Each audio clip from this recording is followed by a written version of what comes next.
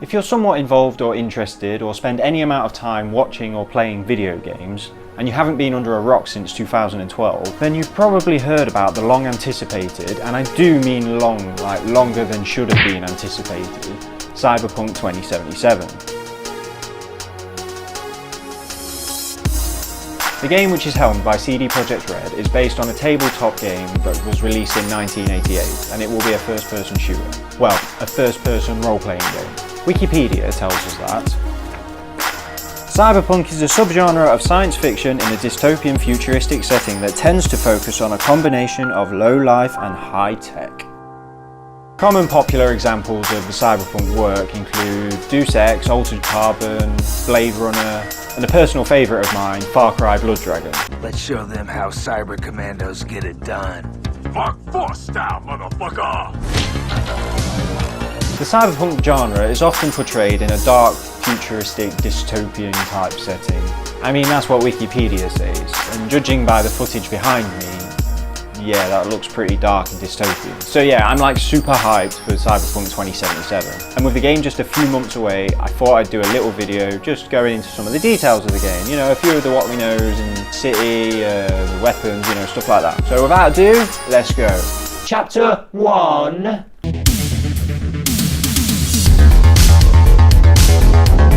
So we'll start off with the character creation system in Cyberpunk 2077, and it sounds like CD Projekt Red are going to give us all the freedom. The canvas will be a cyberpunk of your creation. The extensive character creator will let players customize skin types, hairstyles, jawline, eyes, voice, eyebrows, ears, teeth, makeup, blemishes, nipples, 8 different pieces of cyberware, scars, tattoos, piercings. So you know, you've got your usual character creation stuff in there.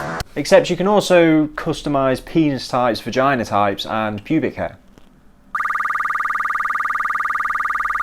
Technology has come so far. As well as physical traits, Cyberpunk 2077 will also set you up with a birth record and a background check. Here you'll choose to be a nomad, street kid or a scheming corpo rat. In your backstory you'll choose from 3 childhood heroes based on the 3 backgrounds, with our boy Johnny Silverhand being one of them.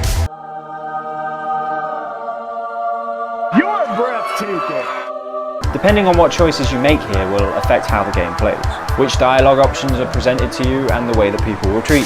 The street kid is just that and came up on the street. The nomad is the loner out of the 3, and the corpos are the suits working for the mega corporations of the world. Yeah, out of the 3 I'm going to say that I probably relate more to the nomad. That's not to say I'm not going to try the other 2. I feel like a corpo playthrough could be really interesting. The game will also give you your standard attributes to pump points into, including body, intelligence, reflexes, tech, and cool. Cool is a strange term for a stat, and it doesn't mean how you'll look when you're smoking cigarettes outside of the arcades whilst drinking a bottle of Mad Dog 2020. Cool will affect V's critical damage and stealth. Higher attributes will grant you passive effects in that category. And throughout the game you'll earn more attribute points to pump into V. But as well as this, you can also earn perk points, which you can throw down on around 20 to 30 different perks. As well as this, the player will also be able to choose their class. The class system has been said to be very fluid and free, so instead of just picking the one and sticking with it, it's supposed to be very flexible. You can move it around as you feel free. You're not going to get locked into one style of gameplay. That being said, we do have 3 different classes to go in and out of. The first one being the Netrunner. Netrunners are like the hackers of the cyberpunk world. They have enhanced cybernetic augments which lets them plug into pretty much whatever they want in the world. Enemies, buildings, you name it. Then you have the Solos, described as professional hitmen who have an innate ability to detect threats and danger in their surroundings. And lastly, you have the Techies, who are experts in tinkering with their cybernetic augments and professionals at building traps, and of course sabotaging tech. On top of all of this, you can even choose how to dress V. As seen in the deep dive, V can put a jacket on that will increase their street cred. And looking at this screen capture, it looks like you'll be able to jump in and out of shirts, trousers, shoes, vests, and whatever the hell these things are. I'm gonna guess it's them splinter chips that we've seen V put in their head. They got that weird like USB port back there and they just go boop. All this gear isn't just for show though. Different items will grant different resistances to the threats you'll face in Night City. And speaking of Night City, that's where you'll be spending all your time in Cyberpunk 2077.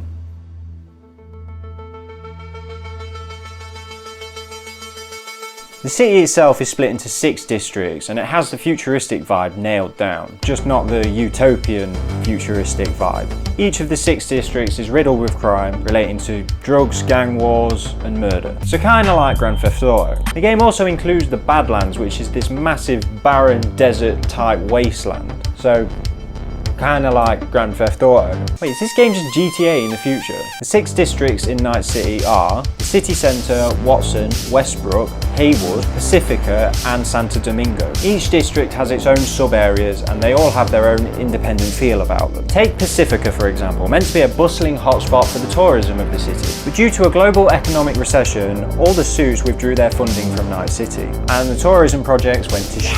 Pacifica is now ruled and populated primarily by the Voodoo Boys, one of the many gangs in Cyberpunk 2077. I'll get into the gangs a little bit more later on. Transport around the city will be nailed down to walking, cars or bikes. For real, I think I'm going to walk as much as possible, because if this footage is anything to go by, then walking around in this city is going to be crazy. Look at all those People. The game is said to have more than 1,000 non-playable characters who all go about and live their daily lives. And a lot of these NPCs will actually react to the player. It's said that the NPCs will react with facial expressions in real time to the things that you do. And yeah, I know it sounds like a minor detail, but it's a lot of the minor details coming together that make the whole game as a whole good. The streets will also offer these mini side quest kind of deals called street stories. Street stories are said to be a great way to fill the time spent between main missions. There are around 75 unique different street stories that you can get yourself stuck into, and all these street stories can all be approached in different ways. The reward for the street stories is street cred, which is the thing I mentioned earlier. Yeah, very important thing in Cyberpunk 2077. So your street cred is like your reputation in Night City. So think Grand Theft Auto again. But it isn't to be confused with a morality system, as it can't be reduced, it will only go up.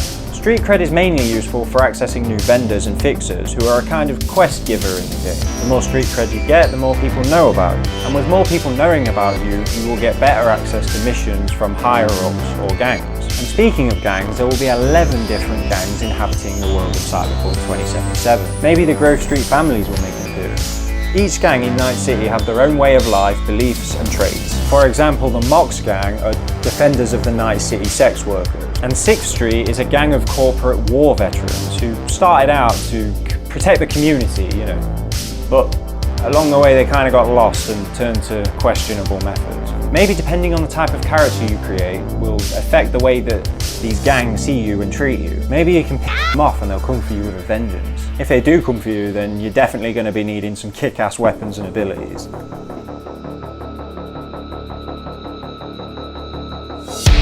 It's all well and good walking around Night City looking badass, but you need to have the firepower and super cybernetic abilities to back that badassery up. Cyberpunk 2077 will give us a few options in the gun department, with handguns, rifles and shotguns on offer.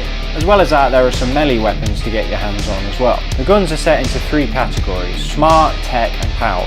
You might have already seen one of the smart guns if you've watched any of the gameplay for Cyberpunk 2077. It's the gun that auto-aims. Less damaging than traditional weapons, but obviously a lot more accurate. It's said that players will need to get a piece of cyberware that will unlock the ability to bullet track your enemies. I'm guessing an eye if this is anything to go by. Then you have your tech weapons. These weapons have additional capabilities. One of these abilities, for example, is being able to charge and shoot through the cover of your enemies. The ammo looks like a cross between shotgun shells and mini railway spikes. And finally in the guns we have the power weapons. Supposedly easy to use and run on gunpowder, with not too high of a price tag. Power weapons have additional skills connected to them and have usually been modified in some way. According to the Cyberpunk wiki, the guns are manufactured by 12 different corporations and come in 3 different classes: lower, middle and upper. Upper being the more rare and expensive weapon, with lower being the, well, not so much. As I said earlier, you also get the chance to get down and dirty with some melee weapons. Maybe you want to lynch someone with a bottle you found in the street, or maybe katana's a more you'll start. Or maybe you just want to go old school with a basic knife. If you want to go over the top, cyberware for melee exists as well, and looks very badass. You remember the teaser trailer from years back with that hottie on the street, like kneeling down with her arms, and she's got the knives out her arms while she's being shot?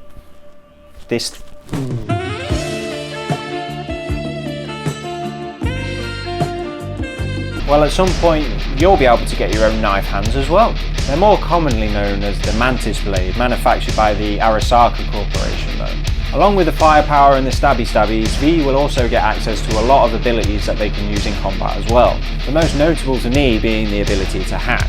From what I've read and seen, it looks like you'll be able to hack everybody and their dog. And if this concept art is anything to go by, then damn, maybe you actually can hack dogs. V will be able to hack a lot of their surroundings. Upload a virus to that guy, make that guy kill himself, set a grenade off on that guy, maybe hack a load of Twitter accounts, maybe hack YouTube. So that's about all I'm going to go over. There's obviously a lot more information about this game out there, and because the game isn't out yet, that's all obviously subject to change. And yes, information has come out that some features have been cut from the game. And I guess that they could cut more. I mean, hopefully not at this point, but some reviewers have already had the chance to play the game already, and I've read a few of them. One description I saw was that it's like a mashup between John Wick and Blade Runner, which sounds pretty good to me. Among the reviews, a word that was used a lot was overwhelming. CNET actually said that after 5 hours in the game, it still felt like a mystery, and at times it felt like there was information overload. Some people might see that as a bad thing, but I love the idea that this is a game that's just going to be dripping with raw information, story, things to do. The freedom to approach any situation how you want, to look how you want, to talk how you want. It's already been said that the chances of two players having the exact same experience in the game are very, very slim. Man, I'm hyped for this game, and I know I could be simping another possible Fallout 76 here, but it doesn't really look or feel that way at the minute. I mean, like I say, they have cancelled stuff, but yeah, I'm sure it'll be great. Well, I guess for now we'll just have to wait and see. It's not too long now, unless the game gets pushed back again.